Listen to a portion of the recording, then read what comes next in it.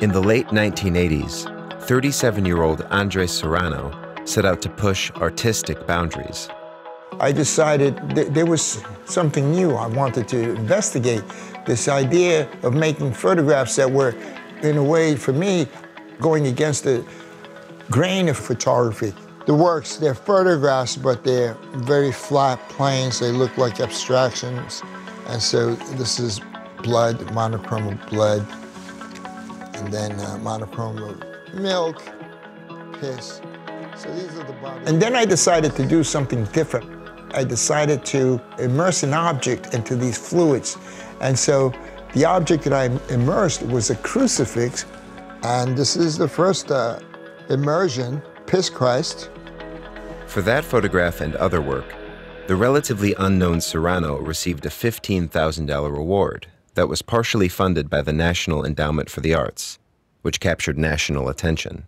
This photograph by Andres Serrano of a crucifix submerged in the artist's urine. It was this painting by artist Andres Serrano, Christ submerged in the artist's urine.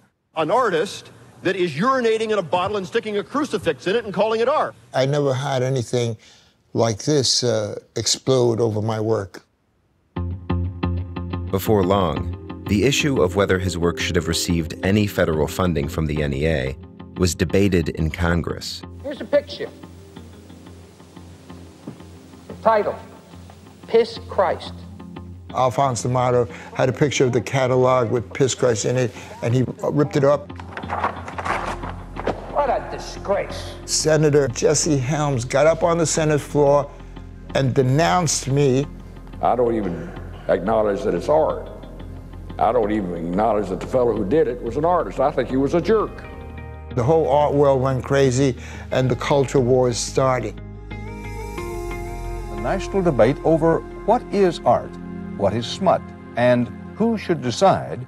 Are members of Congress meant to be defenders of a particular public taste? What I'm most concerned about is the expenditure of public funds and callous disregard of the standards of the public. Texas Congressman Dick Armey was among those in Congress calling for an end to federal funding of any work that could potentially be deemed obscene, even blasphemous. Art should be to celebrate the human experience, not to mock it. And I saw Piss Christ as a blatant and ruthless mockery of the Christian religion. Other artists who'd received N.E.A. money were swept up in the furor. The controversy exploded over an exhibition by the late photographer Robert Mapplethorpe. Some of Mapplethorpe's images are homosexual and erotic. We're talking about these sleazeballs who have been getting money from the N.E.A. under the pretext of having produced something that they call art. It's an outrage, and we ought to terminate the National Endowment for the Arts because there will be no end to this argument and controversy over what is art and what isn't. Congress trimmed the N.E.A.'s funding and eventually imposed a requirement that the agency take into consideration general standards of decency in funding future projects. It is a warning to the arts world that some lawmakers are waiting and watching for their chance to legislate quality, taste, and substance. But a backlash grew among those who felt it was a First Amendment issue. Supporters of free speech, artists, and gay activists were enraged and projected the photographs on the gallery walls during a demonstration. Roll up, it's the N.E.A. circus. Come and hit Jesse in the nose. The right is trying to, restrict the freedom of expression in the arts, and this is the perfect tool for them in that respect. When Piss Christ happened, the government was giving marching bands in America more money than they were giving to the N.E.A. It wasn't about the money, it was about the offense. I think I stand on pretty solid ground when I say the artwork, quote, called Piss Christ is offensive to the vast majority of the American people. If you say, I like it, boy, I'd say, hey, dig in your own pocket, buy it, take it home, put it on your mantle, cherish it, enjoy it, but don't ask me to pay for it. In 1990, 4 artists who lost out on N.E.A. funding sued over Congress's decency clause. Their case made it to the Supreme Court, and they lost. Congress, the court said, could choose to withhold funding from potentially offensive art. Will artists continue to paint dirty and offensive pictures? Yeah, they'll do that. They'll do it forever. But at least when we dispense the public funds, we can establish some criteria that will inhibit their doing of it. More than 30 years later, a similar controversy over what to do about art that offends erupted at Macalester College during an exhibit of artist Teravet Telepesson, whose work is a commentary on the oppression of women in countries like Iran. The point of really making this work was to share images of how women can look and could be in the Middle East, because that's something that you never or rarely really see. But some Muslim students, like Marwan el-Baharawi, thought the private college shouldn't exhibit provocative drawings of women in religious dress, which they found offensive. It's like insulting to many students who are seeing in that hijab a symbol of faith and family and religion. I think when the art is insulting to a specific group, when it's invading your own space, when it's coming to your own school, then taking it down is acceptable. The college closed the gallery, covering its windows with black curtains.